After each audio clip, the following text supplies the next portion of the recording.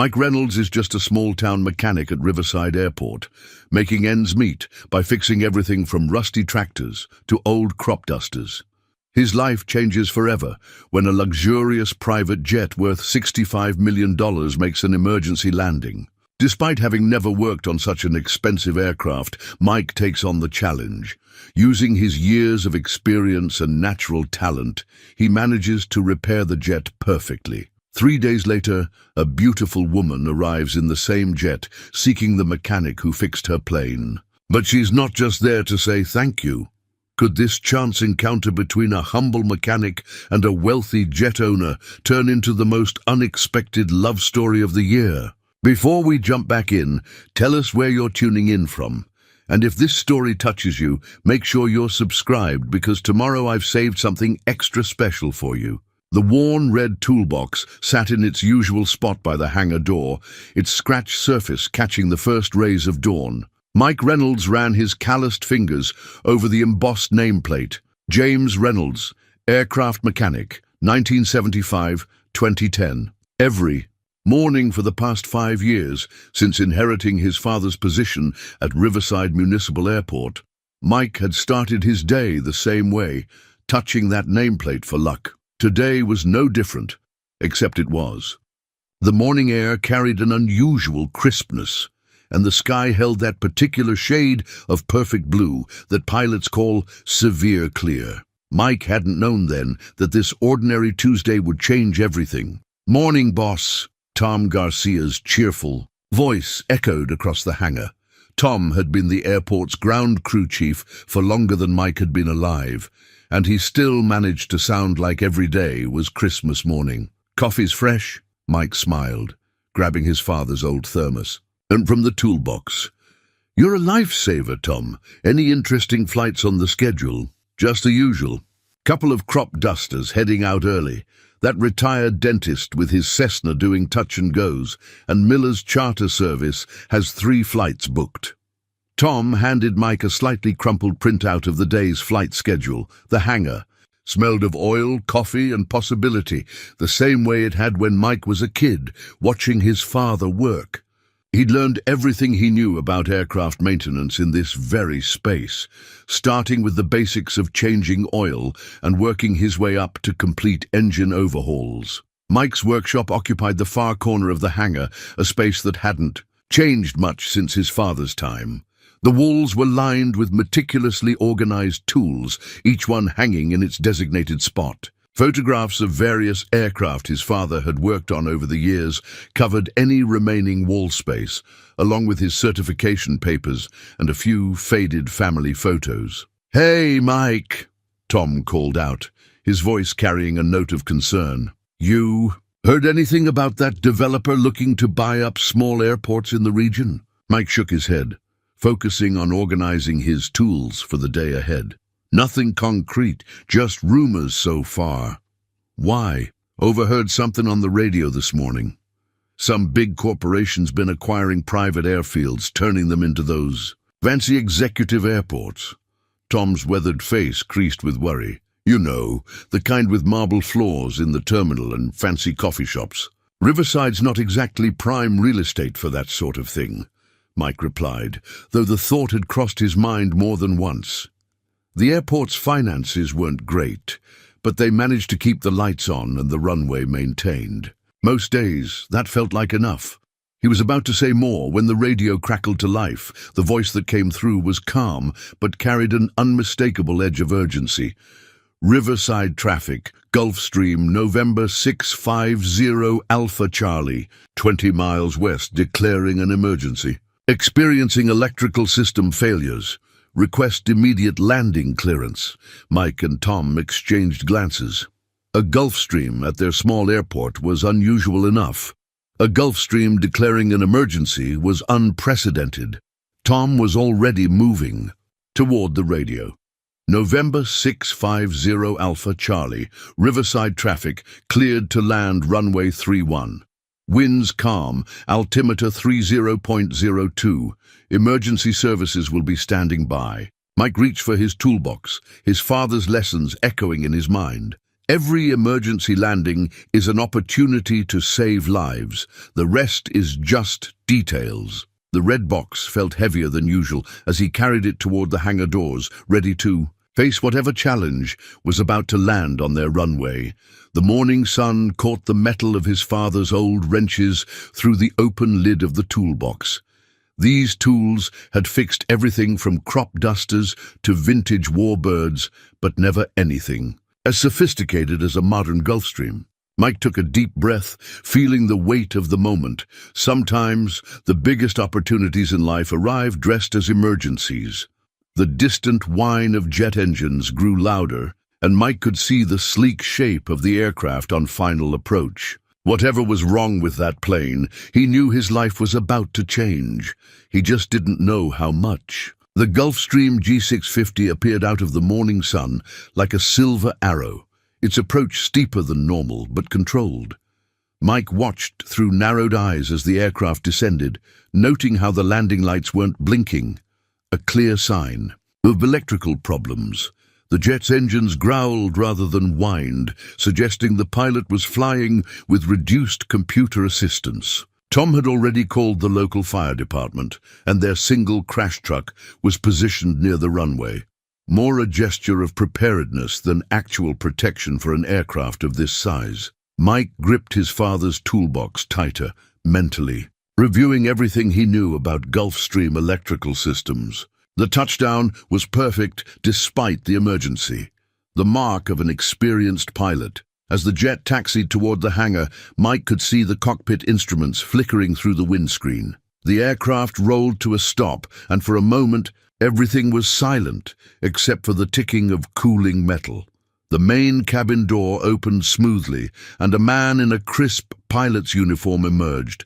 He was tall, middle-aged, with the kind of confident bearing that came from thousands of hours in the air. "James Henderson," he called out as he descended the airstairs. "And you are?" "Mike Reynolds, lead mechanic." Mike stepped forward, conscious of his oil-stained coveralls next to the pilot's immaculate uniform. "Can you tell me what happened?" "Up there," Henderson ran a hand through his silver hair. "Started with intermittent warnings about the electrical bus, then cascaded from there. By the end we were losing systems one by one." He reached into his flight bag and pulled out a thick manual bound in blue leather. "Here's the maintenance documentation. Latest revision might help you diagnose the issue." Mike took the manual, its pristine pages a stark contrast to his greasy hands. This wasn't the photocopied maintenance guide he used for the crop dusters. This was a technical document worth thousands of dollars, detailing every system of one of the most sophisticated private aircraft in the world. "Who's the owner?" Mike asked, already flipping through the manual's electrical diagrams. "Ms. Carter prefers discretion," Henderson replied smoothly. "But she's authorized full repairs, whatever it takes. She needs the aircraft operational within 3 days. Mike looked up sharply. 3 days for a full electrical diagnostic and repair on a G650. He gestured at his modest workshop. "This isn't exactly a Gulfstream service center." Henderson's expression remained neutral. "Ms. Carter was quite specific. She's willing to pay premium rates, of course, and she's been informed of your limitations. But your reputation with complex electrical systems preceded you. Apparently, that incident with the vintage P-51 Mustang made quite an impression in certain circles." Mike remembered that repair, a complete rewiring of a World War II fighter aircraft that other mechanics had declared hopeless. It had taken weeks of careful work, but he'd restored it to flying condition. Still, a P-51's electrical system was like a bicycle compared to the spacecraft-level complexity of a G650. He opened the manual to the system's overview, and his breath caught. The diagrams were beautiful in their complexity, a symphony of interconnected systems, each one a puzzle waiting to be solved. Despite his reservations, Mike felt the familiar surge of excitement that came with a real technical challenge. "I'll need to do a full inspection before I can promise anything," he said finally. Henderson nodded, pulling out a business card. That's fair. My number's on there. I'll be staying in town until the repairs are complete. He paused, then added with a slight smile, Ms. Carter mentioned that if anyone could fix it in 3 days, it would be the mechanic who once got a lightning-struck crop duster back in the air in less than 24 hours. As Henderson walked away to arrange ground transportation, Mike stood in the shadow of the massive aircraft, the manual heavy in his hands. The morning sun glinted off the Gulf Stream's polished surface, and he could see his reflection distorted in the curved fuselage. A small-town mechanic dwarfed by a machine that cost more money than he would see in 10 lifetimes. "Well, Dad," he muttered, touching the toolbox at his feet, "looks like we've got our work cut out for us this time." Mike spent the next hour poring over the Gulfstream's manual, his coffee growing cold beside him. The technical complexities made his head spin. 5 independent electrical buses, triple redundant systems, and computer controls that made the space shuttle look primitive. Each page revealed another layer of sophistication he'd need to master. "You've got that look," Tom said, settling into a chair beside Mike's workbench. "The same one your father had when someone told him something. It couldn't be fixed." Mike glanced up from a particularly complex diagram. "Dad never worked on anything like this, Tom.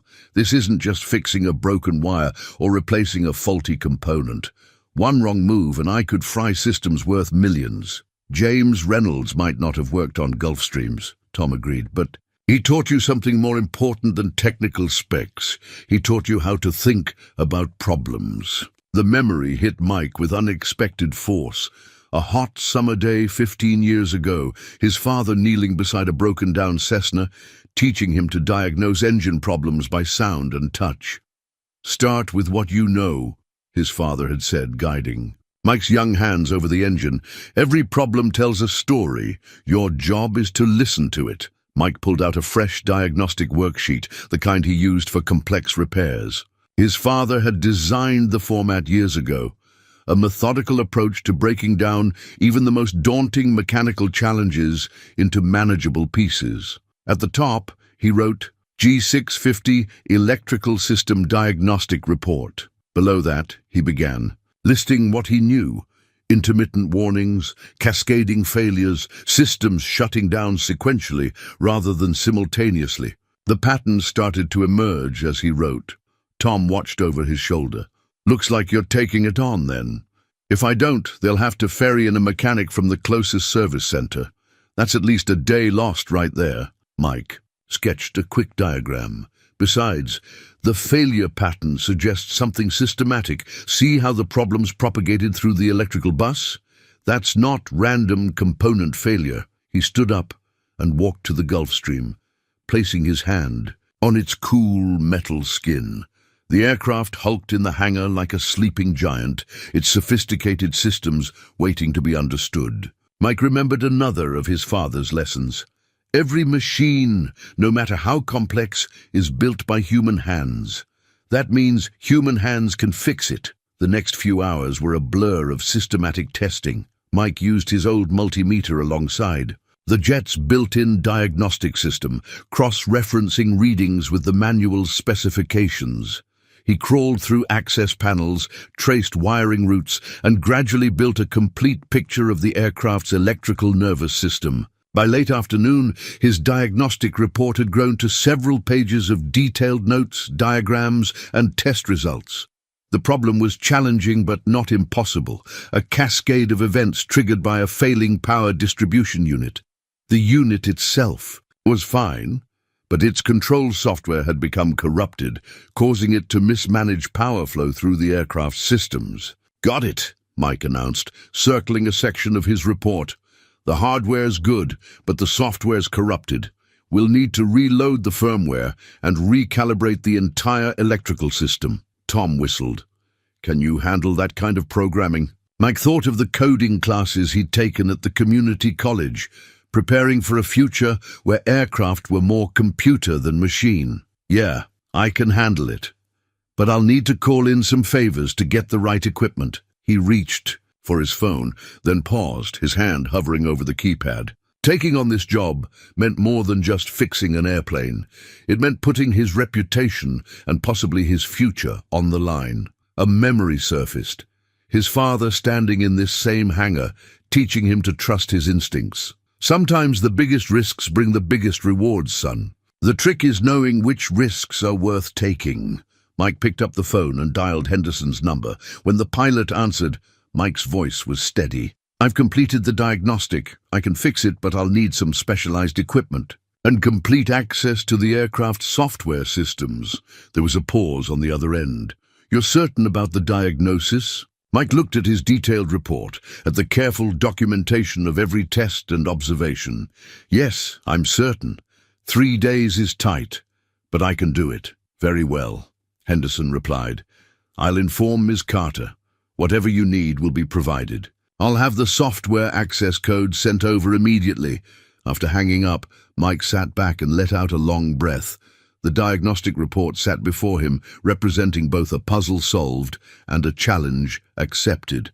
He'd just committed himself to fixing an aircraft worth more than his entire life's earnings, armed with nothing but his skills, his father's tools, and a determination that would make James Reynolds proud.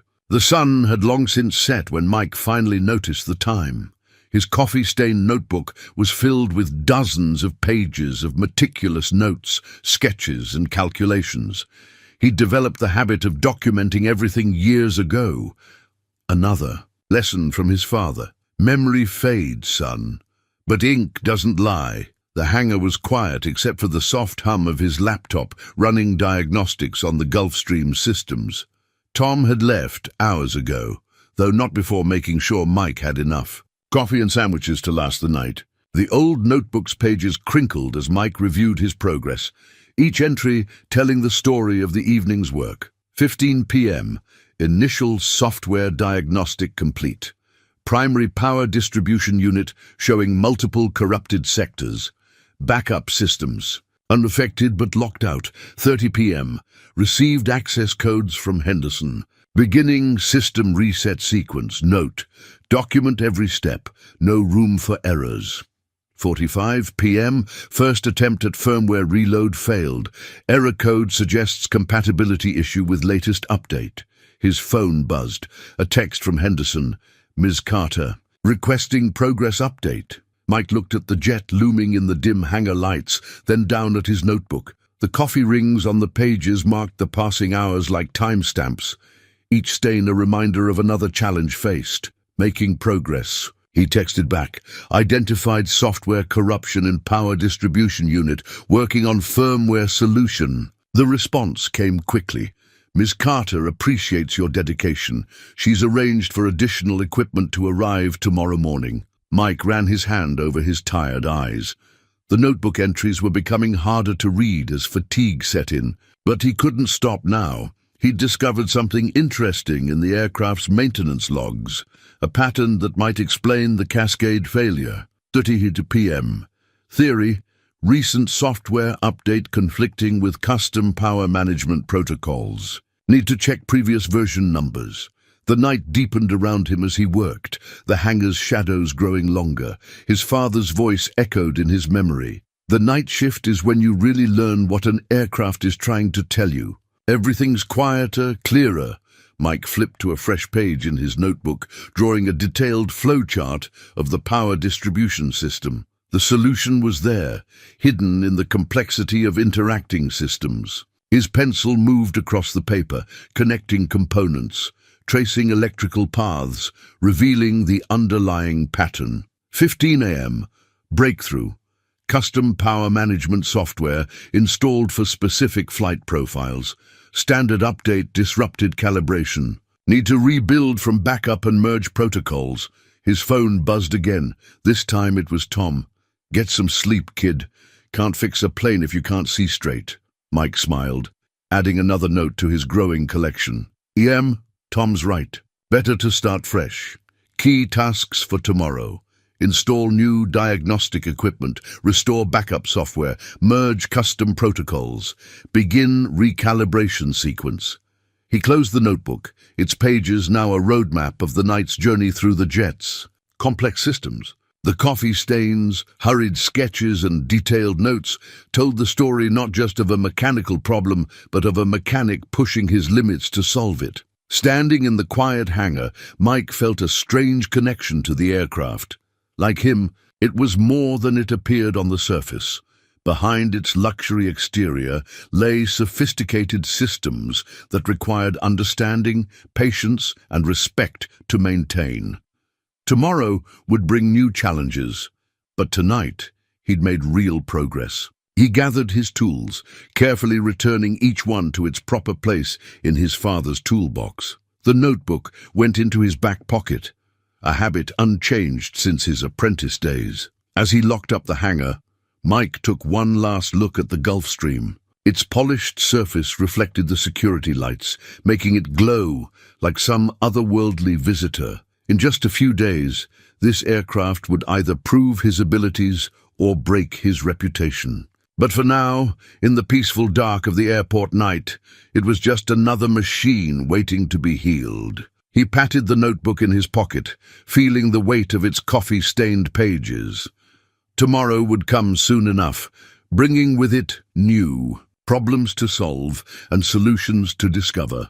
For now, he had a plan, and in his experience, that was half the battle. The new diagnostic equipment arrived at dawn, sleek black cases containing tools worth more than Mike's annual income.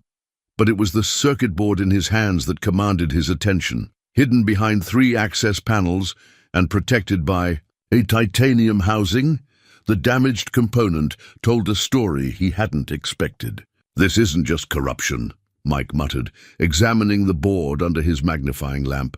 "Something caused this damage." Tom leaned in for a closer look. "Lightning strike?" "No." Mike traced the hairline fractures in the circuit pathways. "This is stress damage. Like the board was running hot for a long time." He set it carefully on his workbench next to the new replacement unit that had arrived with the diagnostic gear. His phone chirped. Another message from Henderson. "Ms. Carter requesting video call in 15 minutes to discuss progress."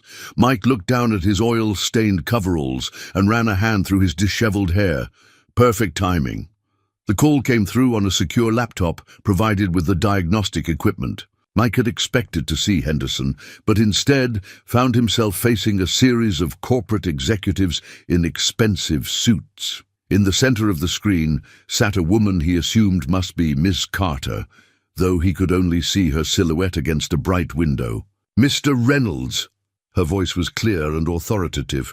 "I understand you've discovered additional complications." Mike held up the damaged circuit board. "Yes, ma'am. The power distribution unit shows signs of physical stress. This goes beyond software corruption. Something's been pushing these systems beyond their designed limits." There was a moment of silence on the call. One of the executives leaned forward. "Are you suggesting operator error, Mr. Reynolds?" "No, sir. I'm suggesting someone modified these systems to perform beyond specifications. The custom software we found, it wasn't just for power management. Someone's been overclocking these systems." The silhouetted figure of Ms. Carter shifted slightly. "Explain in layman's terms, please." Mike chose his words carefully. "It's like someone tuned a family sedan to run like a race car. It works for a while, but eventually things start breaking. Whoever modified this jet, they knew what they were doing, but they were pushing the equipment too hard. Can you fix it?" Ms. Carter's question was direct. "Yes, but not by just replacing parts and resetting software. We need to understand why these modifications were made in the first place. Otherwise, we risk the same problems happening again." Another executive spoke up. "That information is classified, Mr. Reynolds. Just fix the aircraft to factory specifications." Mike stood his ground. "With respect, sir, if we don't address the underlying issue, you'll be back here in a month with worse problems. These modifications were made for a reason. I need to know what that reason was to ensure a proper repair." The room on the video call fell silent. Finally, Ms. Carter spoke again. "Everyone out. I need to speak with Mr. Reynolds privately." Mike watched as the executives filed out of view. When they were gone, Miss Carter moved closer to the camera, finally revealing her face. She was younger than he'd expected, perhaps in her late 30s, with sharp features and intelligent eyes. The modifications were made to accommodate high-altitude research flights, she said quietly. We've been conducting atmospheric studies that require unusual flight profiles. The standard systems weren't adequate. Mike nodded, pieces clicking into place. That explains the custom power management. You needed extra juice for research equipment while flying at the edge of the envelope. Can you make it work safely? He looked at the damaged board again. Yes, but not in 3 days. Doing this right will take at least 5. You have 4, she replied, a slight smile touching her lips. And Mr. Reynolds, thank you for your integrity.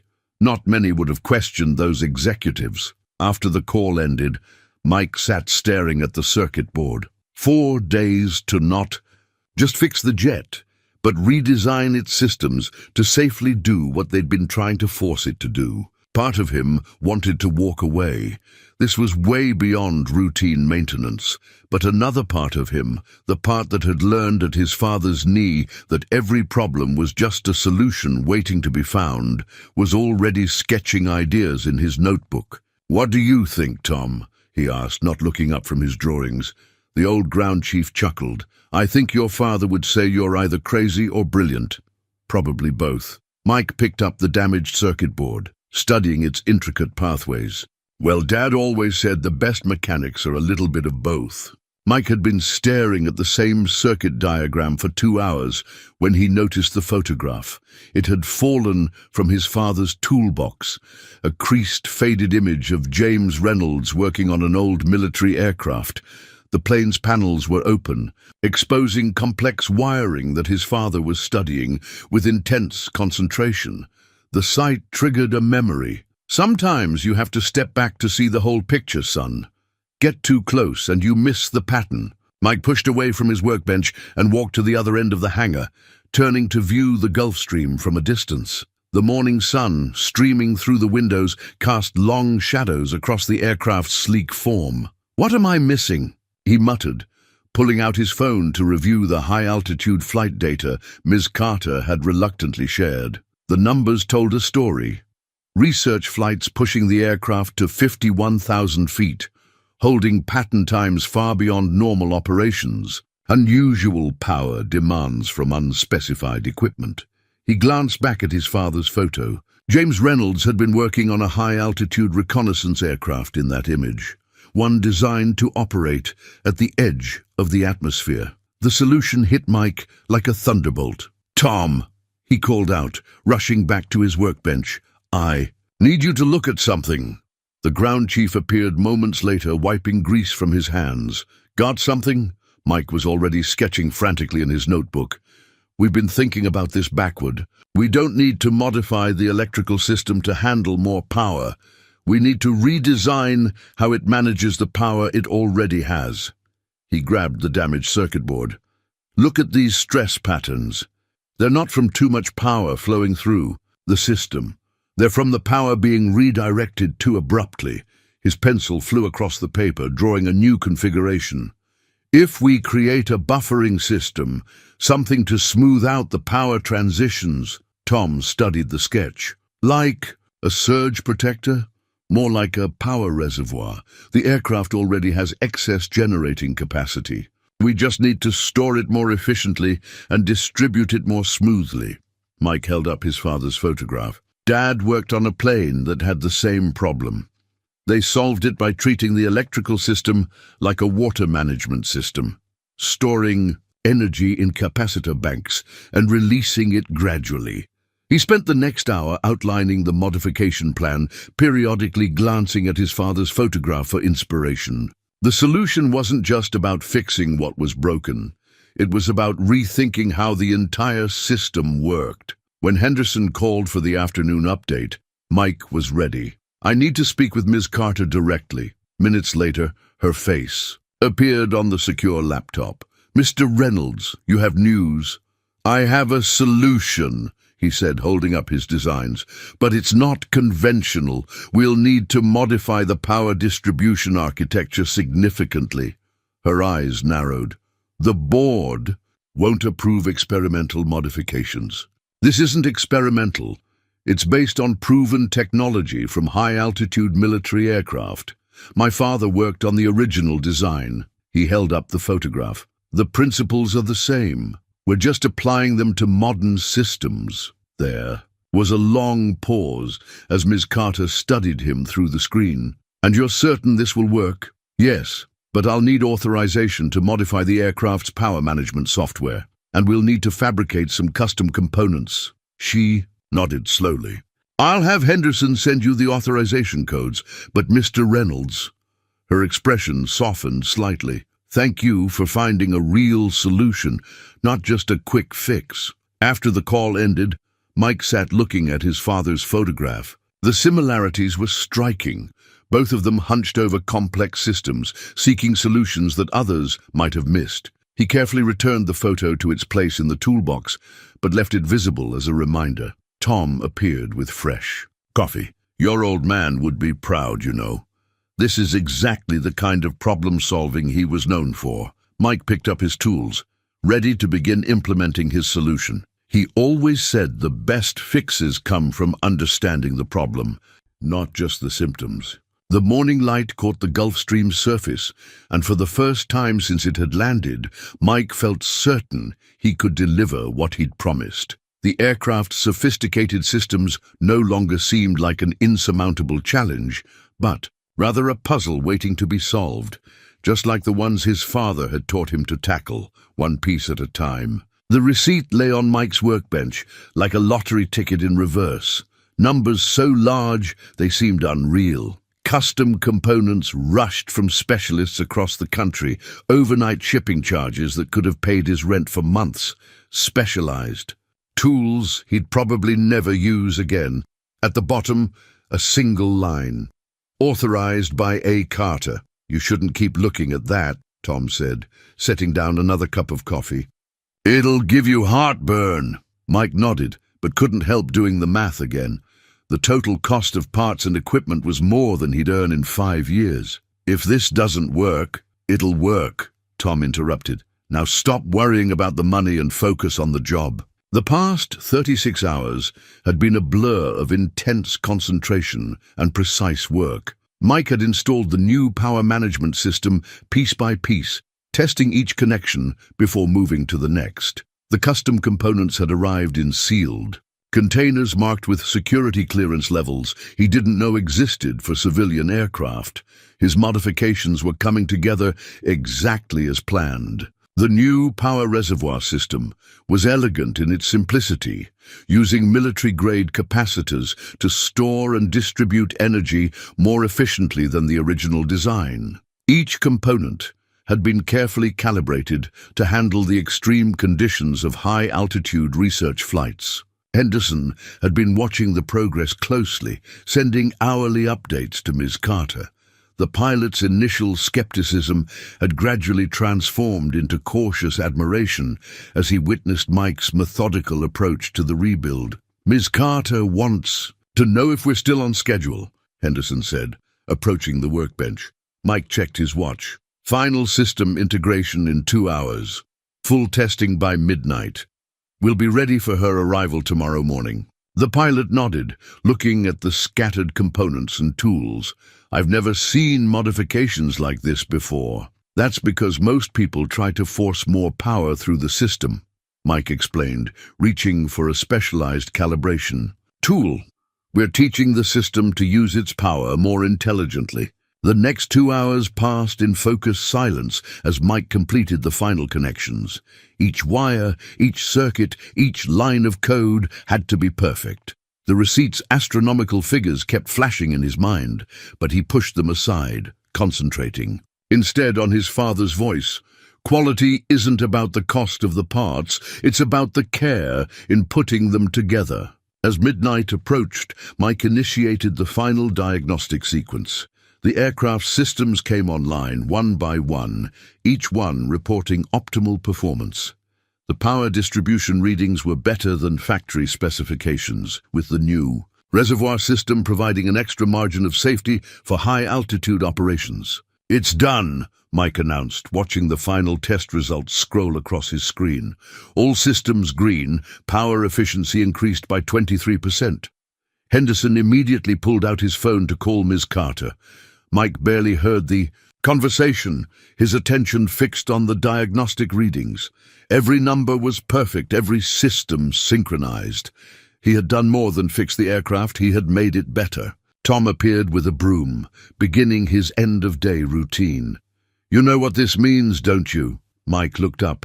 "That we finished ahead of schedule. That you just proved you can work on any aircraft in the world." Tom gestured at the receipt. "Those numbers, they're not a burden, they're proof that you belong in the big leagues."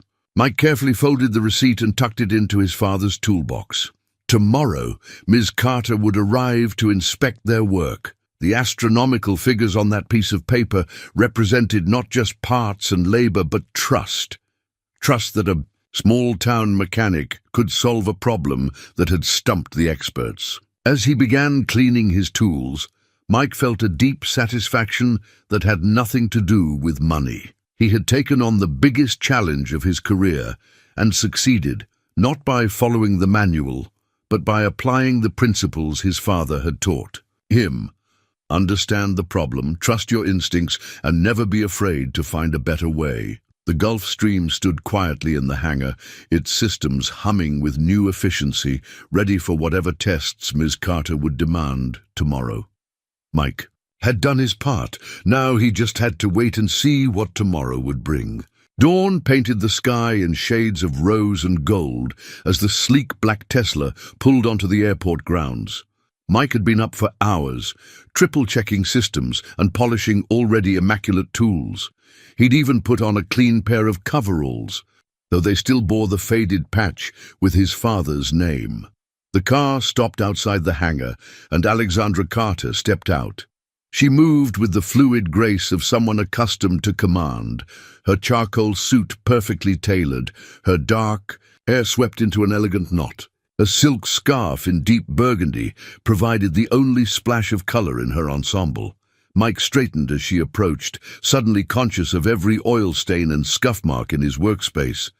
Her presence seemed to transform the humble hangar into somewhere more significant.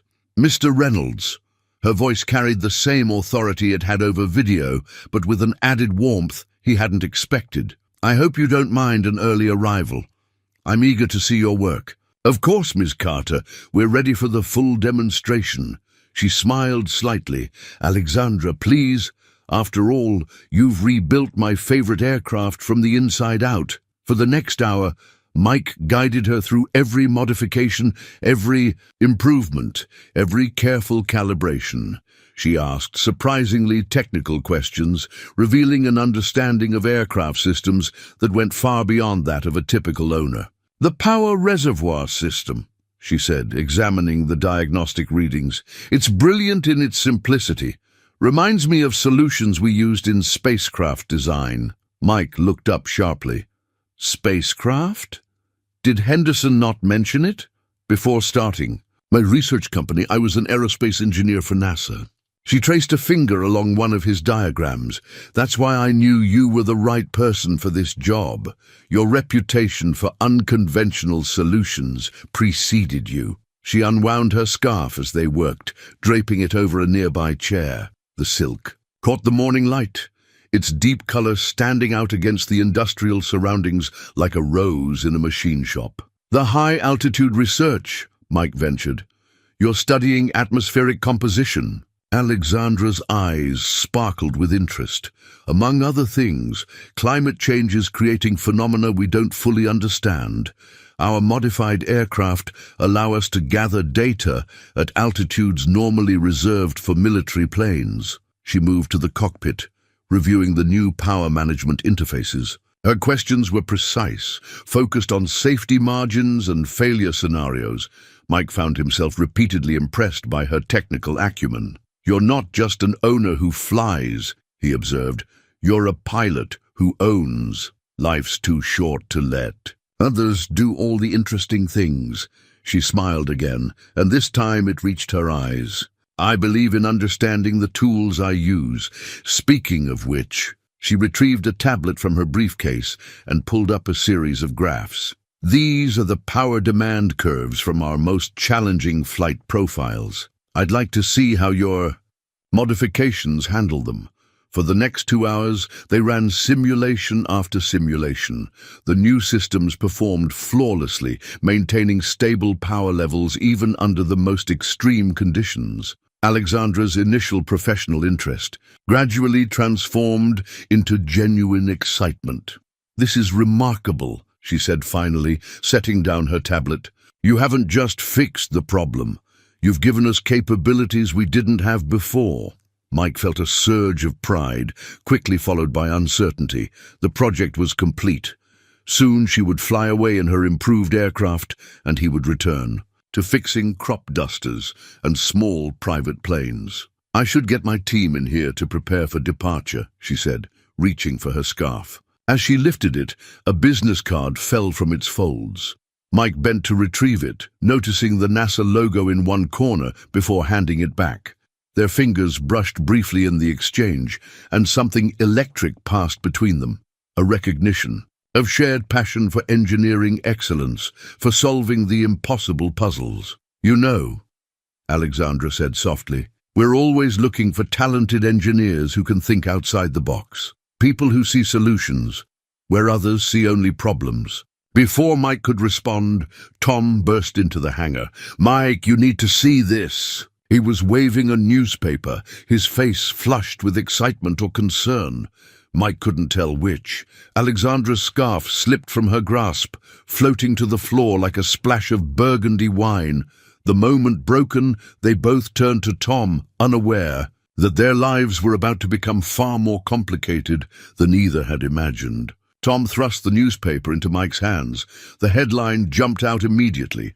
"Carter Aerospace announces revolutionary high-altitude research program." Below it was a photo of their airport, taken from above. "They're buying small airports," Tom said breathlessly, "creating a network of research stations across the country, and Riverside is on their list." Mike looked at Alexandra, who had retrieved her scarf, and was watching the scene with careful neutrality. "Is this true?"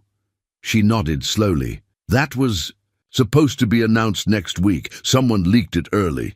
She reached into her briefcase and pulled out a bottle of champagne. "I was planning to discuss this after the test flights, but since the cat's out of the bag..." The bottle was vintage Dom Perignon, its label bearing the same deep burgundy color as her scarf. She set it on Mike's workbench next to his father's old toolbox. Luxury and legacy side by side. "Riverside Airport isn't just on our list," she said. "It's the centerpiece of the program. Your work on the Gulf Stream proved what I suspected when I first heard about this place, that sometimes the best talent isn't found in fancy corporate hangars." Mike's mind raced. The emergency landing. It wasn't really an emergency, was it? Alexandra smiled. "The electrical problems were real enough. But yes, I chose to land here. I needed to see firsthand how you would handle a complex problem with limited resources." She gestured at the aircraft. "You exceeded every expectation." "So what exactly are you proposing?" Mike asked, still trying to process everything. Alexandra straightened, shifting into what he was beginning to recognize as her business posture. "I'm proposing a partnership. Carter Aerospace will acquire Riverside Airport, but not to shut it down or turn it into some soulless corporate facility. We want to transform it into our primary research and development center." She began to pace, her enthusiasm breaking through her professional demeanor. "Think about it. You've already proven you can modify aircraft for high-altitude research. Imagine what you could do with proper funding and resources. We'll maintain the current operations, the crop dusters, the flight school, all of it. But we'll add a research division, with you as chief engineer." Mike stood frozen, the newspaper still in his hands. Tom had collapsed into a chair, looking shell-shocked. "Me?" Mike managed. "Chief engineer? Who better?" Alexandra stopped, pacing, and faced him directly. You solved in 3 days what our corporate engineers couldn't figure out in 3 months. You improvised solutions that our best minds hadn't considered. And most importantly, you understand that sometimes the old ways and the new need to work together. She picked up the champagne bottle. So, Mr. Reynolds, what do you say? Will you marry your extraordinary talents to our vision for the future? The hangar fell silent except for the distant sound of a crop duster taking off. Mike looked around at his father's tools, at the aircraft he'd just rebuilt, at Tom's hopeful face, and finally at Alexandra Carter, brilliant, beautiful, and offering him everything he'd never dared to dream of. The current staff, he asked, they all keep their jobs? Every single one, she confirmed, with raises and improved benefits. This isn't a corporate takeover, Mike, it's an evolution. He picked up his father's old toolbox, feeling its familiar weight. Dad always said opportunities come disguised as challenges. Smart man, Alexandra said softly. I wish I could have met him. Mike set down the toolbox and extended his hand. Then yes to all of it. Alexandra's face lit up with genuine joy. She grabbed the champagne bottle and handed it to Tom. Would you do the honors? The pop of the cork echoed through the hangar like a starting gun. Tom found some old coffee mugs, and Alexandra didn't hesitate to pour the expensive champagne into the humble containers. To the future of Riverside research and development, she toasted, raising her mug. To solving the impossible, Mike added, thinking of his father. To both of you, Tom said, his voice thick with emotion. And to whoever leaked that story a week early. They all laughed, and as Mike sipped the finest champagne he'd ever tasted from a coffee mug that had seen better days, he realized that sometimes the best proposals aren't just about business or romance. They're about finding someone who sees the same possibilities you do. The Riverside Gazette's front page screamed, "Local airport to become high-tech research hub." Below the headline, a photographer had caught Mike and Alexandra shaking hands in front of the Gulf Stream, the morning sun creating a halo effect around them. The article painted a romantic picture. Small-town mechanic impresses tech mogul, transforming both their futures. Mike tossed the paper onto his workbench, where it landed next to a stack of others. Every local publication had picked up the story, each one adding their own spin. Some focused on the economic impact, others on the unlikely partnership, and a few tabloids had even suggested a budding romance. You're going to have to talk to them eventually, Tom said, gesturing at the small crowd of reporters gathered. Outside the hangar, they'd been there since dawn, hoping to get more details about the Carter Aerospace acquisition. I fix planes, Mike muttered. I don't give interviews. His phone buzzed. Another message from Alexandra. She'd flown out last night to handle the corporate side of the announcement, leaving him to deal with the local fallout. Her text was characteristically direct. Press conference tomorrow, wear something nice, and stop hiding in the hangar. The past 24 hours had been a blur. After the champagne toast, reality had crashed in like a thunderstorm. Lawyers had appeared with contracts. Corporate representatives had toured the facility.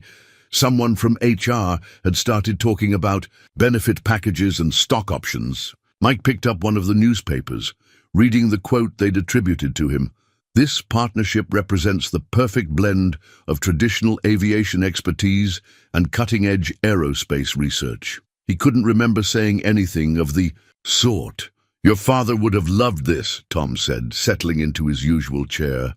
He always said you were meant for bigger things than crop dusters. But what if I mess it up? Mike finally voiced the fear that had been growing since yesterday. Running a research division, managing teams, dealing with corporate politics. That's not what I do. No, came a familiar voice from the hangar door. What you do is solve impossible problems. Alexandra stood there, looking somehow even more elegant than yesterday in a navy business suit. She strode in, dropping a thick folder on Mike's workbench. I thought you were in New York, Mike said, surprised.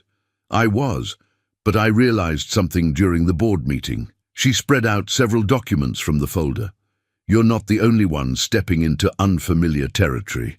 The papers were covered in her handwritten notes, questions about airport operations, maintenance schedules, local aviation needs.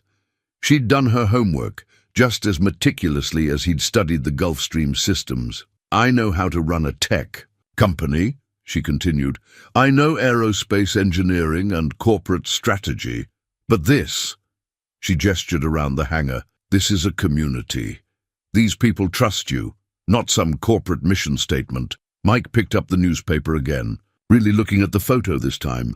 They did make an odd pair, him in his work coveralls, her in designer business wear.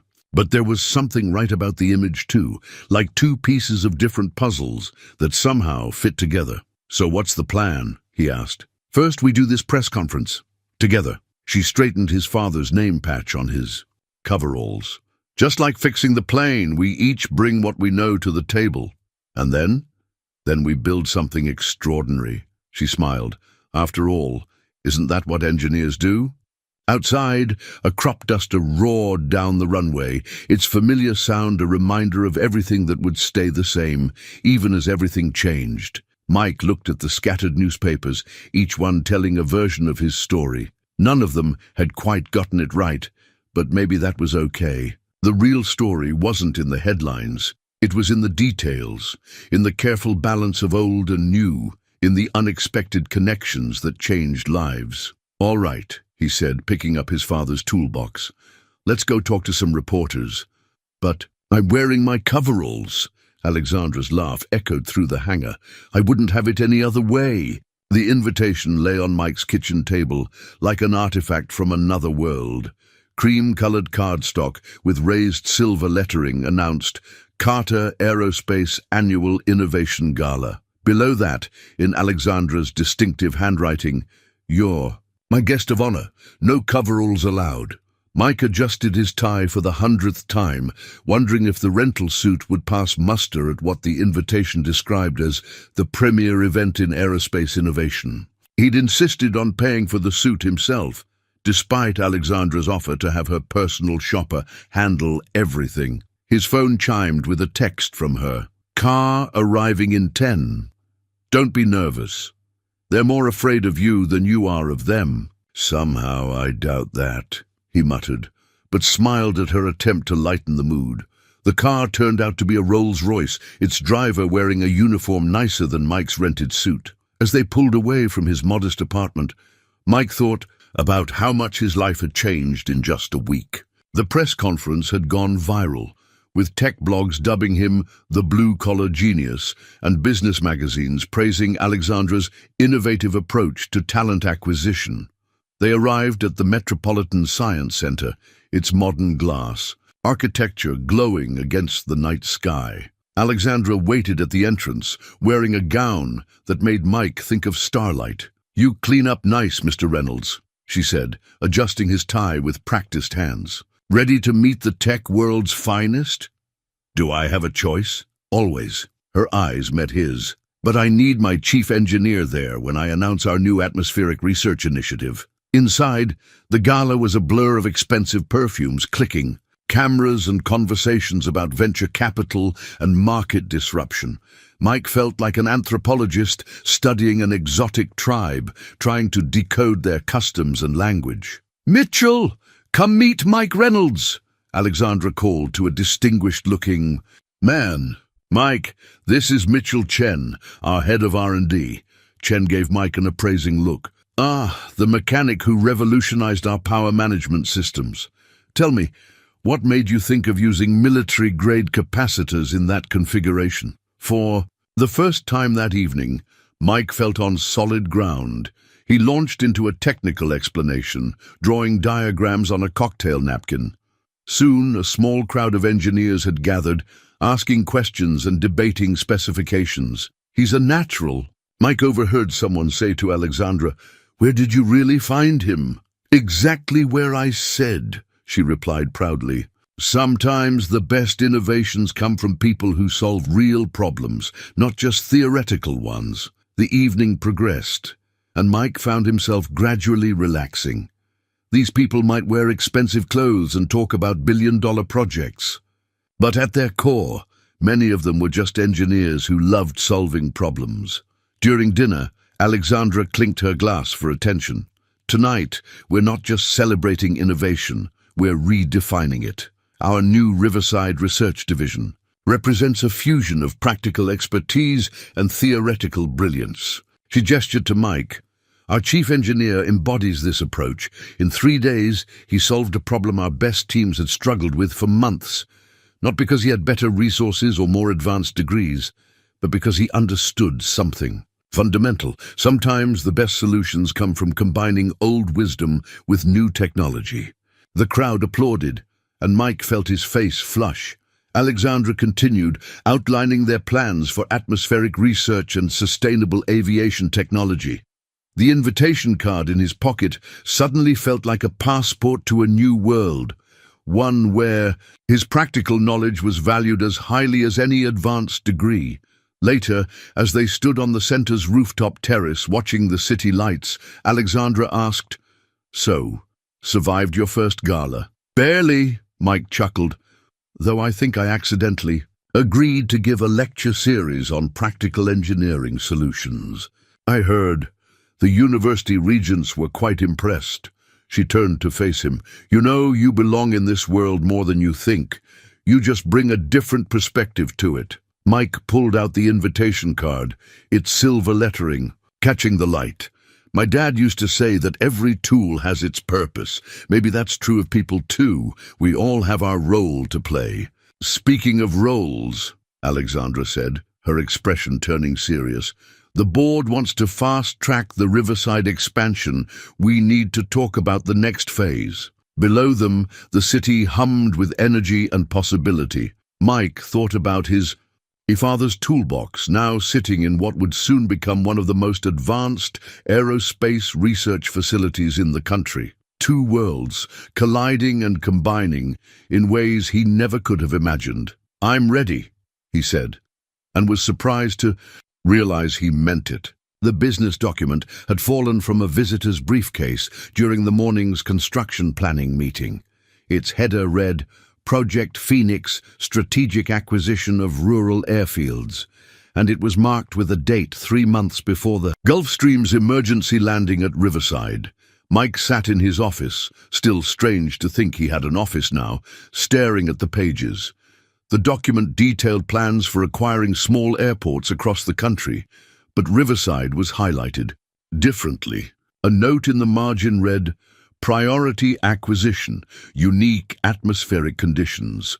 Pursues existing talent, make this essential to Phase 2. They had been scouting him, studying him, long before the aircraft's emergency landing. The realization settled, like a cold weight in his stomach. His phone buzzed. "Alexandra, meeting with investors in 30 minutes. Need you there." He slipped the document into his father's toolbox, which now sat beside his desk, like a bridge between his past and present. The construction noise outside reminded him of how quickly things were changing. The new research hangar was already taking shape, its modern lines a stark contrast to the old facilities. "Mike," Tom appeared in the doorway, "you might want to see this." He followed Tom to the old hangar, where a team of contractors was removing panels from the wall. Behind them, they found old electrical conduits that weren't on any airport diagram. "Those aren't standard aviation cables," Mike said, examining the thick shielding. "No," Tom agreed. "They look military-grade, like something you'd use for classified research," Mike finished. "Dad never mentioned anything about military work here." "Maybe he couldn't," Tom lowered his voice. "I always wondered why he turned down those big airport jobs. Maybe he was already working on something more important." Mike's mind raced. The document in his toolbox suddenly seemed less threatening and more like a piece of a larger puzzle. He pulled out his phone to text Alexandra, then hesitated. The investors were already gathering in the new conference room when Mike arrived. Alexandra stood at the head of the table, commanding attention in a blue suit that matched the corporate logos on the presentation screens. "Mike, perfect timing," she said. "We were just discussing the historical data that made Riverside so attractive for atmospheric research." He studied her face, looking for signs of deception, but saw only the genuine enthusiasm he'd come to know over the past weeks. "Actually," he said carefully, "I have some questions about Project Phoenix." The room fell silent. Alexandra's expression flickered briefly before she recovered. "Perhaps we should discuss that privately after the meeting." "No," came a voice from the doorway. "I think we should discuss it now." James Henderson stood there, holding a folder identical to the one in Mike's toolbox.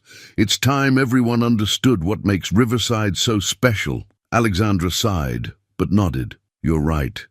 Mike deserves to know the whole story." She turned to the investors.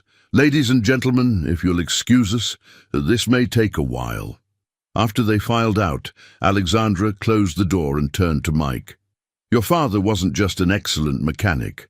He was part of a classified research program studying unusual atmospheric phenomena. Riverside's unique geographic location made it perfect for high-altitude experiments." "The military cables in the walls," Mike said. "Their monitoring equipment? Some of the most sophisticated ever designed," Henderson confirmed. "Your father maintained them for years, keeping them operational while hiding them in plain sight. So the emergency landing, the job offer, all of it was genuine," Alexandra interrupted. "But yes, we knew about you, about your skills. We needed someone who could not only handle the technical challenges, but who also had a connection to the original program. Someone who might have inherited their father's talent for keeping important secrets." Mike thought about his father's quiet dedication, his insistence on doing things the right way, his subtle lessons about responsibility and trust. "There's more," Alexandra said softly. "What we're studying isn't just about climate change. We're detecting phenomena that could revolutionize aviation, but we need help understanding them. We need someone who knows both the old systems and the new technology." "Someone like me," Mike said, finally understanding. "That's why you chose a mechanic instead of an engineer." "That's why we chose you," Henderson corrected. "Because you're both." The construction sounds outside seemed to fade as Mike processed this new reality. His father had been part of something extraordinary, and now he was being invited to continue that legacy, but on a scale he never imagined. The resignation letter sat unfinished on Mike's computer screen, cursor blinking accusingly after the words, "I hereby tender my—" He'd started and deleted it 5 times already, each version attempting to explain why he needed to walk away from the biggest opportunity of his life. The morning's revelations had shaken him more than he wanted to admit. His father's secret work, Alexandra's careful orchestration of their meeting, the hidden purpose of Riverside Airport. It all felt too big, too overwhelming. A knock at his office door made him quickly minimize the screen. Alexandra stood there, her usual confidence tempered by concern. "Can we talk?" she asked. "About which part?" Mike replied. "The part where you investigated me before we met, or the part where my father's whole career was classified?" She closed the door and sat down. "I understand you're angry." "I'm not angry. He struggled to find the right word. "I fix planes, Alexandra. That's what I do. Now you're telling me I'm part of some secret research program? You're more than just a mechanic, and you know it." She leaned forward. "What we're doing here could change aviation forever. Your father understood that. My father kept secrets from me my entire life. To protect you," she said softly, "and to protect the work that's more important now than ever." Before she could continue, Tom burst in without knocking. "Mike, we've got a problem. The old monitoring equipment is picking up readings like nothing we've ever seen." Mike instinctively reached for his toolbox, then stopped. "That's not my department anymore, is it? Better call in the corporate engineers." "Mike," Alexandra's voice held a note of warning. "Don't do this."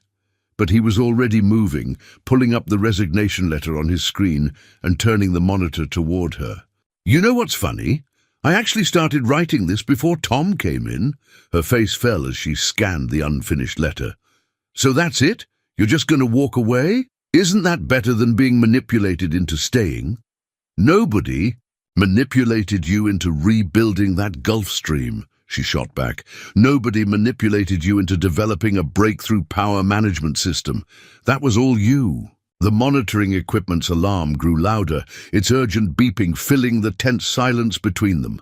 Tom shifted uncomfortably by the door. "Those readings are getting worse," he said.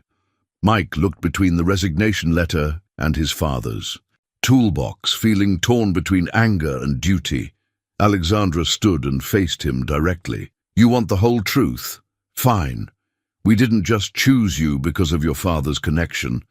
We chose you because you have something rare, the ability to see beyond conventional solutions. That's not manipulation, that's recognition." The alarm's pitch increased. Through the window, Mike could see strange atmospheric distortions forming. Above the runway, like heat waves but more structured. "What is that?" he asked, professional curiosity temporarily overriding his anger. "That," Alexandra said, "is why we need you. These phenomena are becoming more frequent, more intense. They affect aircraft in ways we don't fully understand. Your father helped develop the original monitoring system, but now we need someone who can bridge the gap between his old technology and our new methods." Mike's fingers hovered over the keyboard, one keystroke away from completing his resignation, but the engineer in him couldn't look away from the readings on the monitoring equipment. "The pattern," he muttered. "It's similar to the power fluctuations in the Gulf Stream." Alexandra nodded. "Now you're getting it. These atmospheric anomalies are affecting modern aircraft in ways the original researchers never anticipated. We need someone who understands both worlds." The resignation letter glowed on the screen, waiting for his decision. Outside, the strange distortions were growing more pronounced. Tom cleared his throat. "Mike, whatever you're going to do, we need to do something about those readings. They're stronger than anything in the historical data." Mike looked at his father's toolbox one more time, remembering all the lessons it represented. Not just about fixing planes, but about responsibility, about using your skills when they're needed most. He reached for the mouse, and Alexandra held her breath. With 3 quick clicks, he closed the resignation letter without saving. "Show me the historical data," he said. "All of it. If we're doing this, we're doing it right." Alexandra's relief was visible, but Mike held up a hand. "Don't celebrate yet. I'm not promising to stay. I'm just promising to solve this problem. After that, we talk. About everything. No more secrets." She nodded solemnly. "No more secrets." The alarm continued its urgent warning as they hurried toward the monitoring station. Whatever was happening in the skies above Riverside, it was about to push both old and new technology to their limits. The old business plan was buried deep in James Reynolds' files, its pages yellow with age. Mike found it while searching through his father's records for information about the atmospheric anomalies. The document was dated 20 years ago, and the letterhead bore a familiar name, Carter Industries. "Alexandra," he called out, not taking his eyes off the paper, "I think you need to see this." She hurried over from the monitoring station where she'd been analyzing data. The atmospheric disturbances had subsided, but they'd left behind a mystery that had kept them working through the night. "That's my father's company," she said, recognizing the letterhead.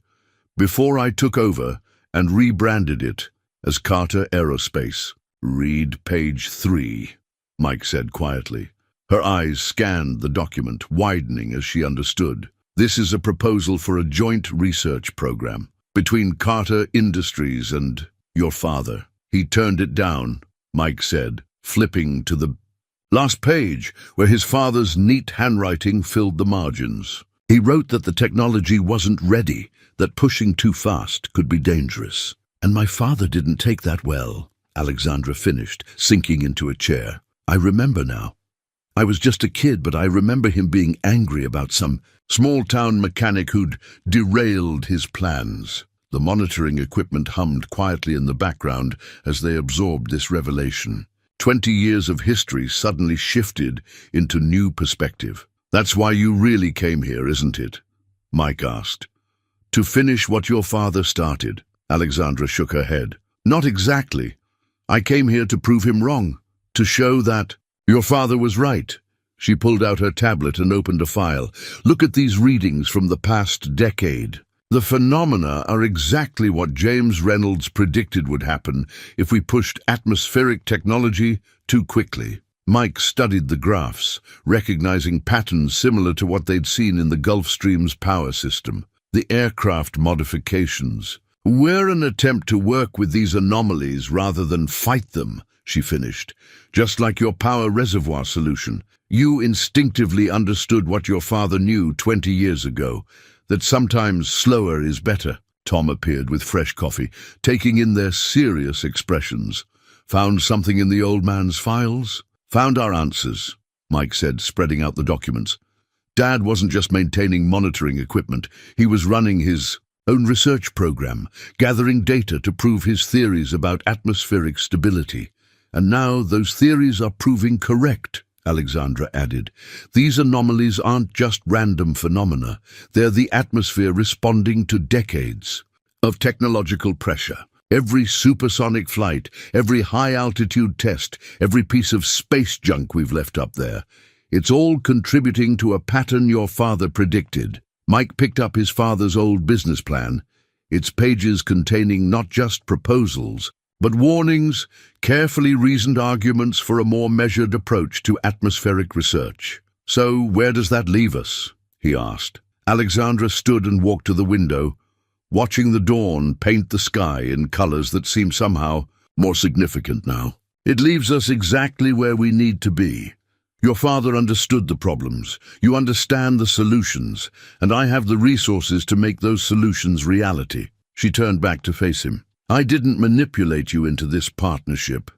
Mike, I sought you out because I genuinely believed you were the right person to help fix these problems. Finding out about our father's connection, that just confirms what I already knew. Mike looked at the old business plan, then at the modern monitoring equipment surrounding them. In the distance, construction crews were arriving to continue work on the new research facility. Dad always said every problem has a history, he mused, understanding that history is part of finding the solution. Smart man, Alexandra smiled. So, are we still a team? Mike stood and offered his hand. Partners. But this time with all. The cards on the table. As they shook hands, Tom cleared his throat. Well, if we're done with the family history lesson, those atmospheric readings left us with some pretty interesting data to analyze. Mike and Alexandra shared a knowing look. The past might have brought them together, but it was the future that would truly test their partnership. Let's get to work, Mike said, carefully returning his father's business plan to its file. Some documents were worth keeping close. Not just for their historical value, but for their reminder that the best solutions often come from understanding what came before. The joint venture agreement looked different from typical corporate contracts. Instead of dense legal text, it included detailed technical specifications and hand-drawn diagrams. Mike and Alexandra had spent days crafting it together, combining her corporate expertise with his practical approach. Reynolds Carter Atmospheric Research, Alexandra read from the cover page, has a nice ring to it. They sat in the newly completed research facility where old and new technologies merged seamlessly. The original monitoring equipment had been carefully integrated into state-of-the-art systems, creating something unique in the aviation world. Your lawyers are gonna hate this agreement, Mike said, pointing to a section he'd insisted on including, especially the part about maintaining regular flight services for the local community. Let them hate it. This is about more than corporate interests. She traced the embossed logo they'd designed together, a stylized wing incorporating elements from both their father's original work. This is about doing things right. The first results from their combined research were already promising. Mike's power reservoir system, originally designed for the Gulf Stream, had proven adaptable to a wide range of aircraft. When combined with the atmospheric data from James Reynolds' monitoring equipment, it opened new possibilities for safe, high-altitude flight. Tom knocked and entered, carrying a tablet displaying the latest readings. You too might want to see this. The new sensors are picking up patterns we never could detect before. The data showed complex interactions between aircraft systems and atmospheric conditions, validating theories that both their fathers had only glimpsed. Mike's practical innovations, merged with Alexandra's advanced technology, were revealing secrets of the sky that neither could have discovered alone. "We need to adjust the monitoring grid," Mike said, sketching a quick modification on his notepad. "If we calibrate the old sensors to work in parallel with the new ones, we can create a three-dimensional map of the phenomena," Alexandra finished, already pulling up the relevant specifications on her tablet. They'd developed this easy synchronicity over the past weeks, each anticipating the other's thoughts. The door opened again, this time admitting a group of young engineers, the first team they'd hired together. Each had been chosen not just for their technical skills, but for their ability to appreciate both traditional aviation and cutting-edge aerospace technology. "The test flight is ready," one reported. "We've implemented the modifications you suggested." Mike and Alexandra shared a glance. This would be the first official flight test of their combined innovations, a practical demonstration of everything the agreement represented. "Let's do it," Alexandra said, standing. She hesitated, then added, "Together?" Mike picked up his father's toolbox, now complemented by some of the most advanced diagnostic equipment available. Together, they walked out to the runway where an aircraft waited, its systems modified according to their new designs. The morning sun caught the Reynolds-Carter logo on its tail, and for a moment Mike could almost imagine his father standing there, nodding in approval. The test pilot ran through his pre-flight checks while Mike and Alexandra monitored the readings. Everything they'd worked for came down to this moment, the proving of their theory that the best solutions came from combining wisdom with innovation. "Ready?" Alexandra asked, her hand hovering over the initiation sequence. Mike thought about the agreement waiting in the office, about the partnership it represented, not just between companies, but between approaches to problem-solving, between past and future, between two people who saw the same vision. "Ready," he confirmed. The aircraft took off smoothly, its enhanced systems responding perfectly to the atmospheric conditions. As it climbed, the monitoring equipment showed exactly what they'd predicted, a harmonious interaction between machine and sky, achieved through the marriage of experience and innovation. Tom appeared beside them, watching the ascending aircraft. "You know what your fathers would say about this?" Mike and Alexandra answered in unison, "That we did it right." The joint venture agreement might have been just paper and ink, but what it represented was flying overhead, proving that the best partnerships aren't just about combining resources, they're about combining perspectives, respecting history while embracing the future, and understanding that the most powerful innovations often come from unexpected collaborations. The ring wasn't fancy.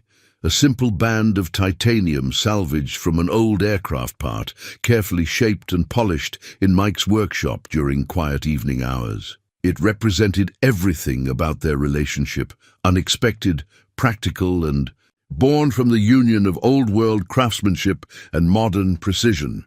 Mike turned it over in his hands as he sat in the hangar after hours.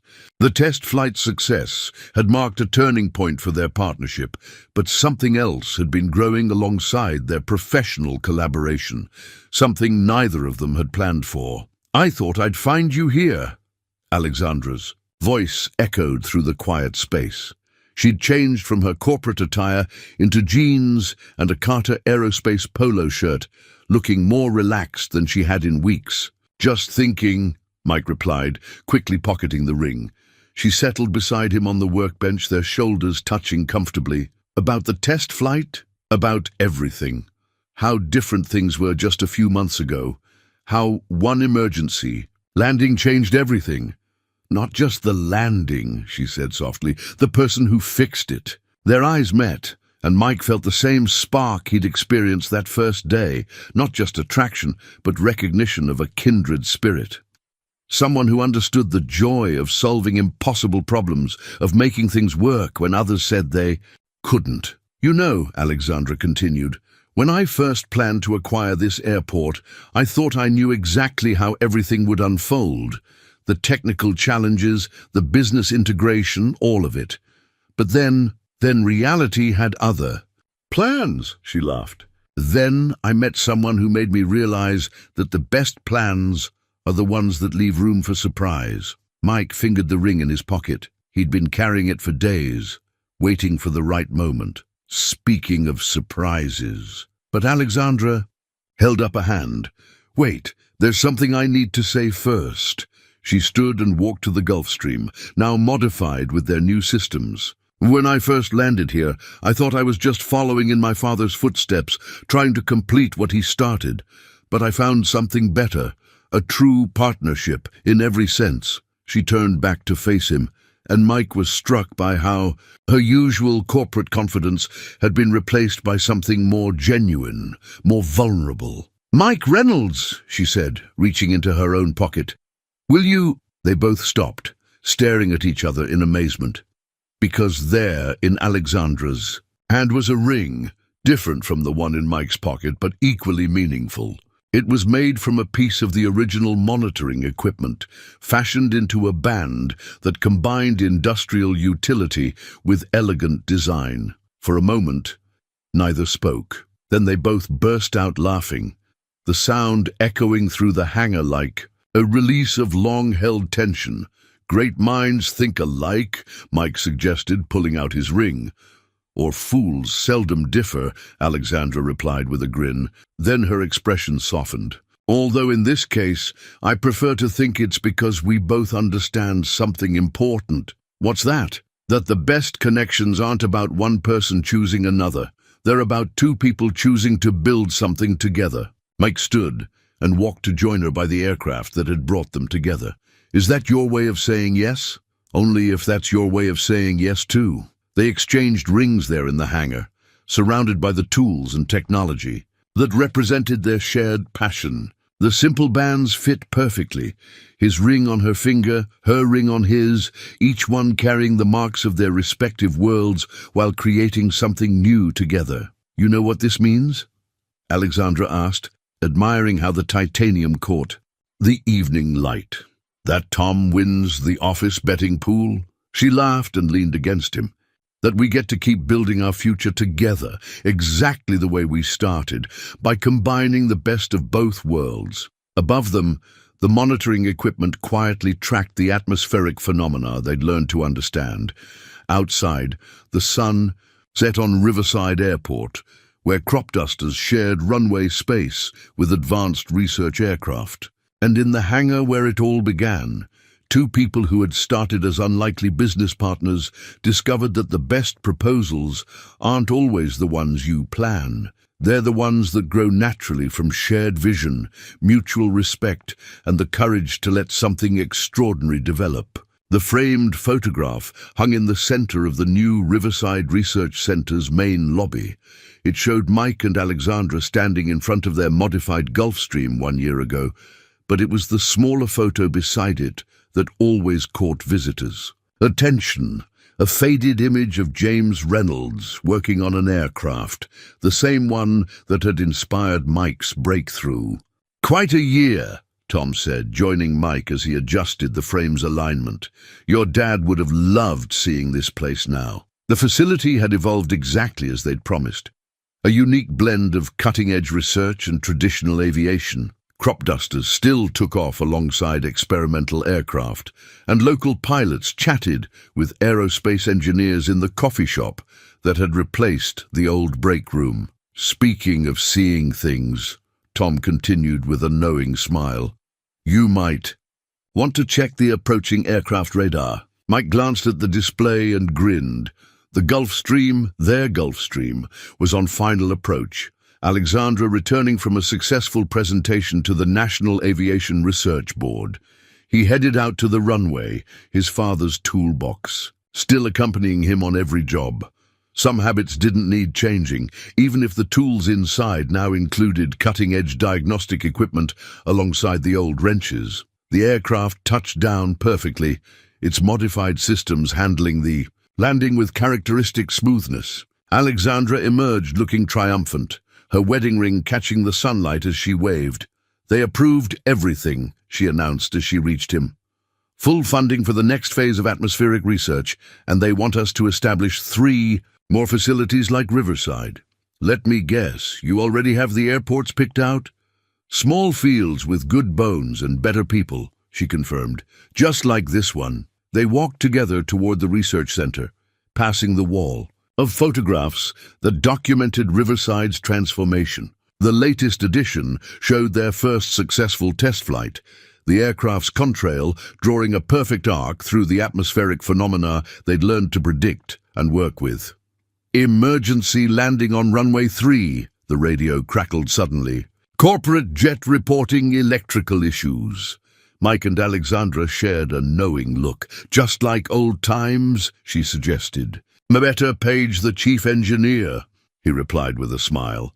But before they could respond, their team was already moving. Young engineers grabbed diagnostic equipment while veteran mechanics reached for traditional tools. In the new Riverside, there was no division between old and new approaches, only problems to solve and solutions to find. The incoming aircraft landed safely, taxiing to a stop in front of their hangar. Its pilot stepped out, looking worried, until he saw who was waiting to help. "Reynolds Carter Atmospheric Research," he read from the building sign. "Wait, are you the mechanic from that viral story? The one who fixed the Gulf Stream?" "That's ancient history," Mike said, already examining the jet's electrical system. "But you're in the right place. We specialize in solving impossible problems." Alexandra joined him in the inspection, her corporate authority balanced perfectly with hands-on expertise she'd developed over the past year. Together, they represented everything Riverside had become, a place where experience met innovation, where tradition and progress worked in harmony. As they diagnosed the problem, Mike caught sight of their reflection in the aircraft's polished surface. 1 year ago, they had been strangers from different worlds. Now, they moved in sync, finishing each other's sentences and anticipating each other's needs, their matching rings, subtle reminders of how much had changed. The repair was straightforward, a simple problem that they could now solve in their sleep. But they gave it the same attention they'd give to any job, because that's what James Reynolds had taught and what Riverside still stood for. Later, as the sun set behind the research center, Mike and Alexandra stood in front of the framed photographs. The image of their first meeting captured a moment of possibility. 2 people who had no idea they were about to change not just their own lives, but the future of aviation itself. "Ready for another year of impossible problems?" Alexandra asked, squeezing his hand.